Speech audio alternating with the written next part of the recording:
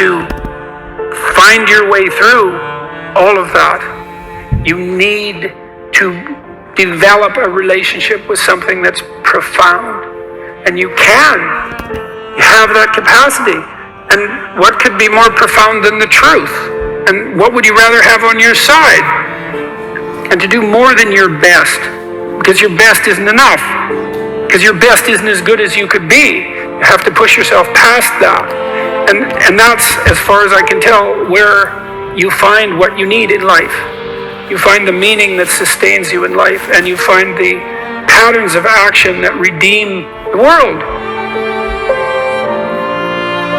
Nietzsche said that you could tell much about a man's character by how much truth he could tolerate, which is very interesting. You know, there's an idea in the great Western tradition that the truth is the way and the path of life, and that no one comes to the Father except through the truth. And I believe that to be the case, because I don't think that you can manifest who you are without the truth. And so I think it's literally and metaphorically true that the pathway to who you could be if you were completely who you were is through the truth.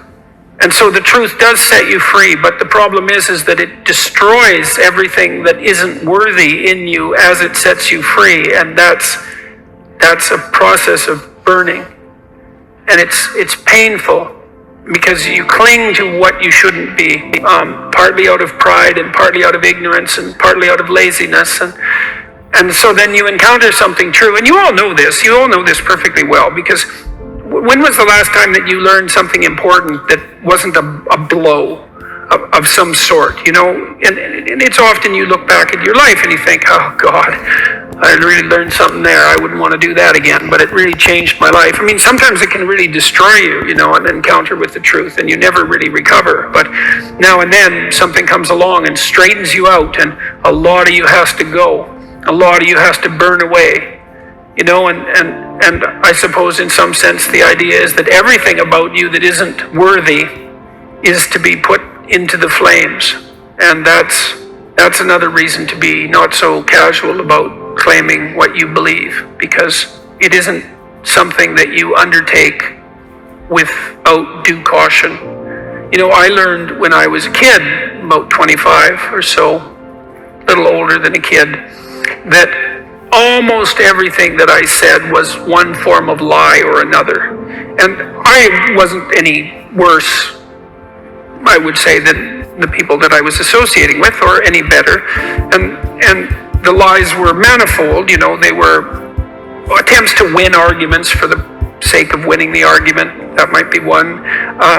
Attempts to indicate my intellectual prowess when there were competitions of that sort.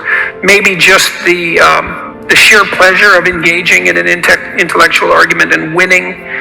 My inability to distinguish between ideas that I had read and incorporated because I had read, but hadn't realized that I hadn't yet earned the right to use.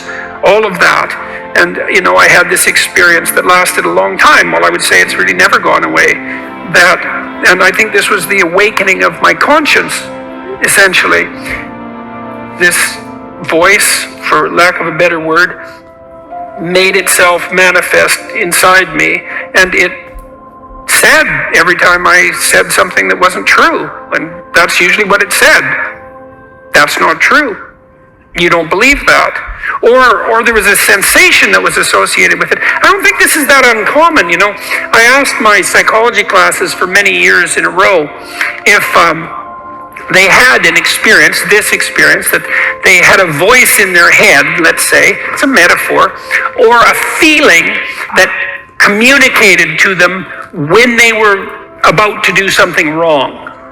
And it was universally the case that people agreed with one of those statements or another. And the other thing I would ask is, well, do you always listen to it? And of course the answer to that was definitely no. Well, you know, I learned that so much of what I was doing was false. And I think I learned this. See, there's a reason that this came to me so clearly. I was trying to understand why people did terrible things. And I was really concentrating on the terrible, terrible things that people do. And I was interested in Auschwitz, for example, and not as a political phenomenon, but as a psychological phenomenon. I was curious about how you could be an Auschwitz guard.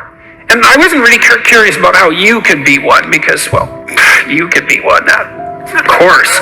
I was more curious about how I could be one, being such a good person as I thought I was. But I also knew that many people did many terrible things during the 20th century, and the idea that I was somehow better than them, or that I should assume a priori that I was better than them and that I wouldn't have made the same choices or worse had I been in the same situation, was a very, very, very dangerous supposition. And that we really needed to understand why it happened, and that perhaps we could go deep enough in that understanding, which is, I think, what happens when you go deep into understanding, so that you could stop it. Because if you understand the problem, maybe you can solve it. And at least in part, I came to believe that the problem was, as Solzhenitsyn said, that the problem is that the line between good and evil runs down every human heart. And I was reading Jung at the same time, and he believed that the human soul was a tree whose roots grew all the way to hell, and believed also that in the full investigation of the shadow, which was the dark side of the human psyche, was that it was bottomless, essentially, that it was like an experience of hell. And that also struck me as true.